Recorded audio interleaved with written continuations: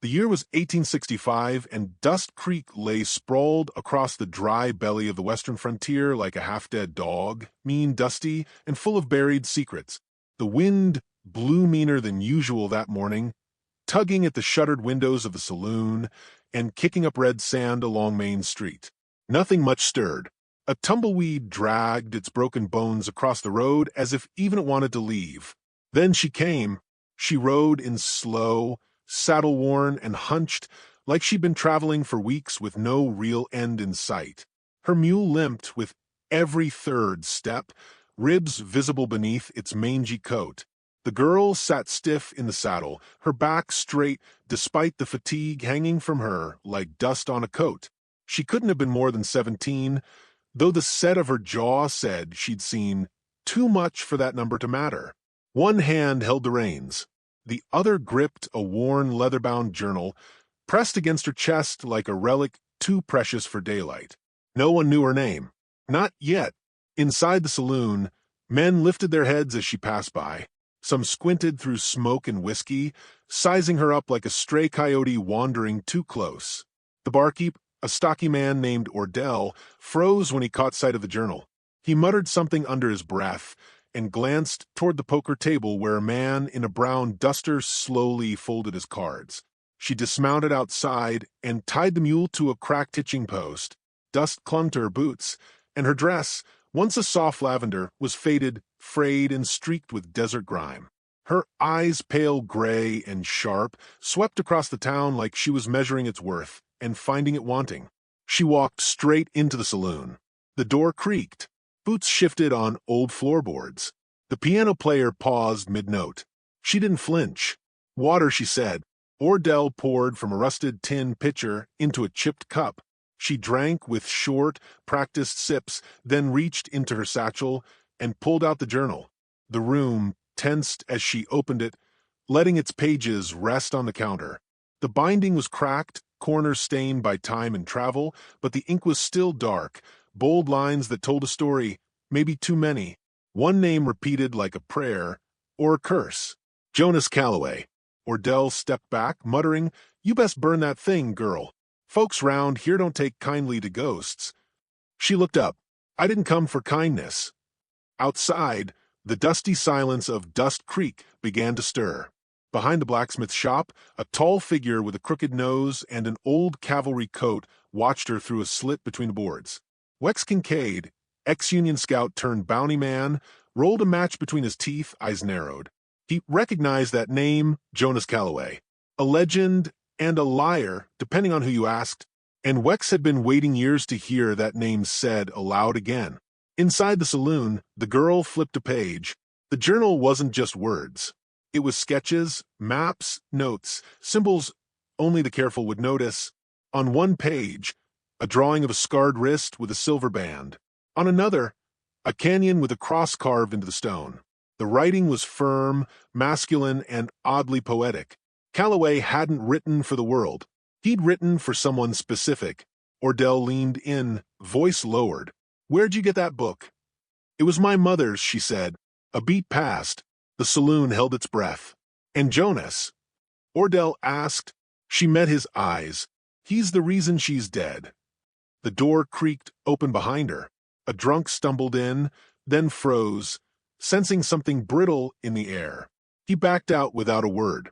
"Girl," Ordell said carefully, "whatever you're looking for, turn around and ride out. That journal brings death."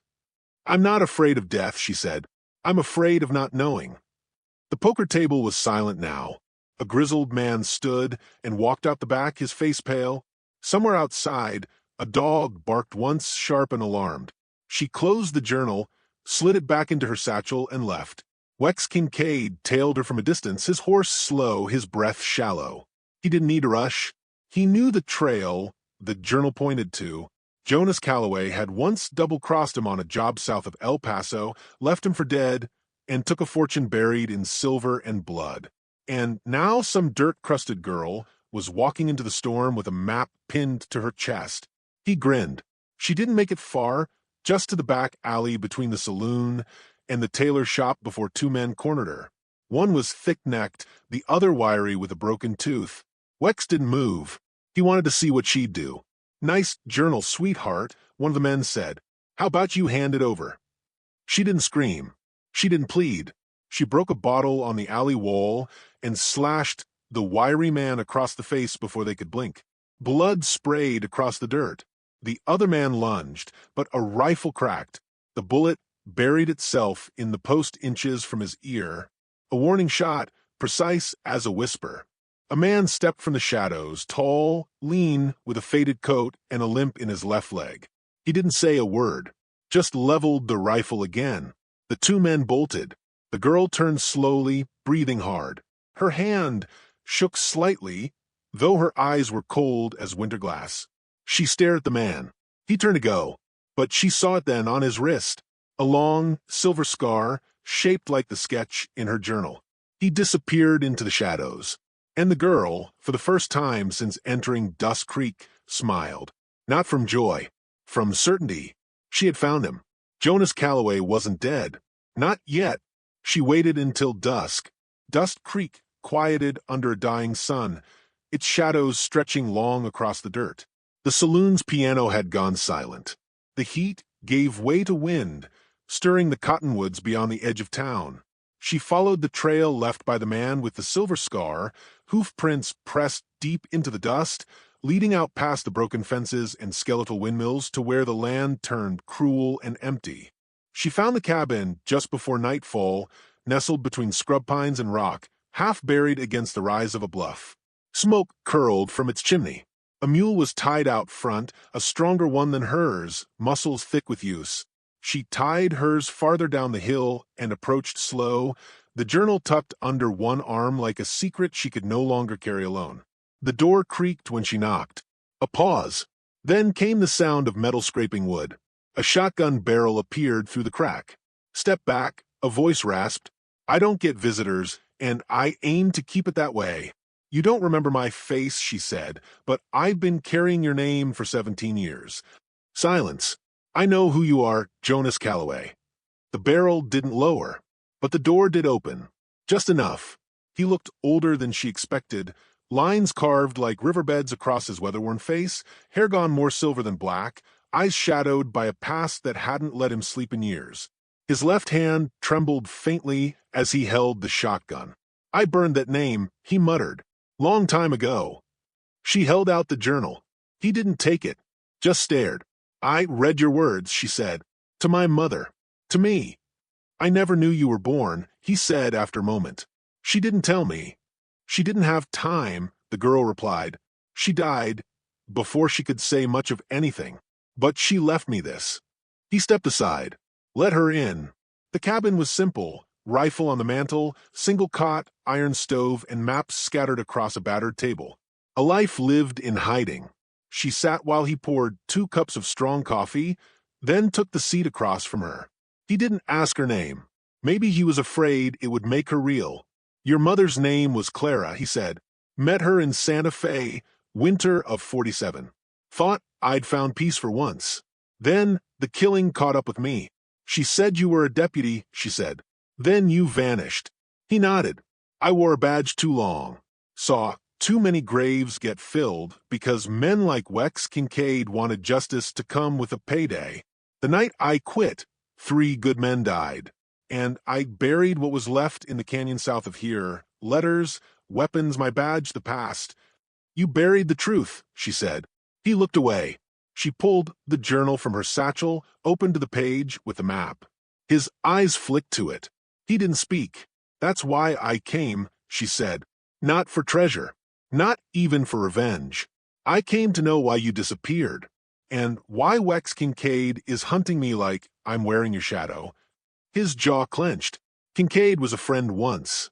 He turned the badge into a noose. Robbed settlers, burned farms, made it look like tribal raids. I caught him red-handed. He framed me before I could speak a word. The town hung my brother by mistake. I left before they came for me. "You didn't fight?" "I did," he said. "But no one listens when a man's been marked a ghost." Outside, the coyotes began to howl, long and mournful. The girl closed the journal and leaned back. "I'm not your ghost," she said, "but I won't carry your lies either." He studied her face then. Saw pieces of Clara in the curve of her cheek, the fire in her eyes. I didn't mean to leave you, he said, but maybe it's time I stop running. The next morning, they left the cabin before sunrise. The mule carried their packs. Jonas rode silent, his shoulder stiff, a long rifle strapped across his back. The girl kept the journal wrapped in a cloth, protected like a holy thing. They rode southeast through badlands and across dry riverbeds until the land rose up into jagged stone and brittle grass. At midday, they stopped to rest. She patched his arm where an old wound had reopened. He watched her hands work, silent. "You know how to shoot?" he asked. She shook her head.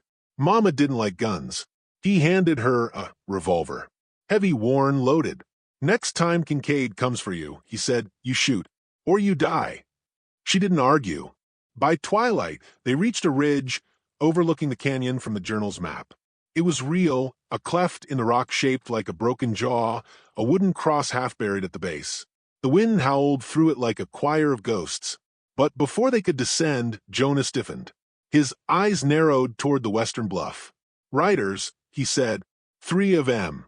Kincaid's close." They slid down the backside of the ridge, using the rocks for cover. But Kincaid was faster. Gunfire cracked. A bullet tore past the girl's shoulder, sparking off stone. Jonas turned and fired once. One man fell. Another shot rang out. Jonas grunted, staggered, and dropped behind a boulder. Blood bloomed across his sleeve. She crawled to him, eyes wild. "You're hit." He handed her the rifle. "You can run now, or stand with me." She looked toward the rising dust where Kincaid rode closer, face lit with fury. She looked back at Jonas, bloody, breathing hard, but still steady. She raised the rifle. Her hands shook. Her breath came fast. She fired. The shot missed, but it sent Kincaid's horse rearing. Jonas fired again, grazing Kincaid's arm. "Go!" Jonas barked. She grabbed him by the collar and pulled. Together they crawled deeper into the rocks, into a narrow crevice that led to the old hiding place. They collapsed against a stone, breathless. "You shot at him," Jonas said with a faint, broken grin.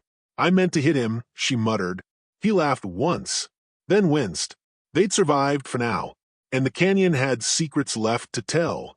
The sun broke over the canyon like a knife through fog, its light slicing through the morning mist that clung to the rocks like forgotten breath. The girl woke first, cold and sore against the stone floor, her body curled beside Jonas, whose blood had dried black along his sleeve. He stirred, face pale, jaw locked tight against the pain. Still breathing, still stubborn. They didn't speak as she helped him to his feet. There was no need. The journal's map had brought them here, and now the last page waited to be written in bullets and truth. At the base of the canyon, beneath the old cross, Jonas knelt, brushing away dirt with a shaking hand until it would creak beneath his fingers. He pried open the buried box. Inside lay the badge, tarnished, bent, a relic of who he'd once been. Beside it, wrapped in oilskin, were letters he'd written but never sent. To Clara, to a daughter he never met. She picked them up slowly, eyes moving across her mother's name in his slanted hand.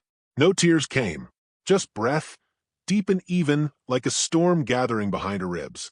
"This place ain't gonna stay quiet for long," Jonas muttered, pulling the Colt from the box. "Kincaid'll be back. Maybe more men. He wants what's here, proof of what he did." She stood and loaded her rifle with clumsy fingers. "Then we give it to him." Jonas smiled, thin, proud. "You sound like your mother." They didn't have to wait long. By high noon, the silence cracked open like a gunshot. Dust rose from the western ridge as hooves pounded down the slope. 3 riders again, but this time Kincaid led with fire in his eyes and a shotgun slung across his chest. He dismounted with slow, theatrical menace, as if savoring the final act. "Hell of a reunion, Calloway," he called out, stepping closer. "Didn't figure you'd drag a kid into this. Though I guess it runs in your blood, getting people killed." Jonas stepped forward, rifle steady. "She ain't yours to speak on." Kincaid sneered, eyes sliding to the girl. "You got her shooting already? Must be proud. Ain't she the one took a chunk out of my arm?" The girl didn't flinch. "Should have been your heart." He laughed, dark and low. "Reckon I'll fix that mistake myself." The canyon stilled. Even the wind stopped to watch. Kincaid drew first. Jonas fired. His bullet caught the second rider in the chest. He fell screaming. The girl ducked behind a rock as Kincaid's shotgun roared. Pebbles exploded beside her. She rolled, came up on one knee, and pulled the trigger. The third rider pitched backward off his horse, skull blooming red. Jonas grunted, hit again, staggered to his knees. Kincaid closed the distance, snarling like a wolf, gun raised. No more running, Calloway. The girl screamed. Kincaid turned. Too late. Her shot struck true. Kincaid stumbled, dropping his shotgun, eyes wide with disbelief. He fell to his knees, breath catching in his throat like gravel. She stepped forward, rifle still raised. This is for my mother. He laughed once, dry and bitter, and collapsed. Then silence. Jonas sat hard on the stone, breath ragged. She knelt beside him, pressing cloth to his wound, hands slick with blood. You did good, he murmured. You ended it. She looked down at him, face unreadable. No, you did. You stayed. His hand found hers. Cold, but steady. You take that badge, he said, voice fading, you wear it right. Not like I did. She nodded. An hour later, the wind picked up again, sweeping through the canyon like it had somewhere else to be. The girl buried Kincaid with the others, laid the cross back where it stood, and placed the old badge beneath it. Not for honor, but for truth. When she rode out, Jonas at her side on the mule, wounded but alive, the journal rested in her saddlebag. It was heavier now, not with gold or revenge, but with answers. And on the last page, in fresh ink, she'd written his name one more time. This time not in grief, but in forgiveness.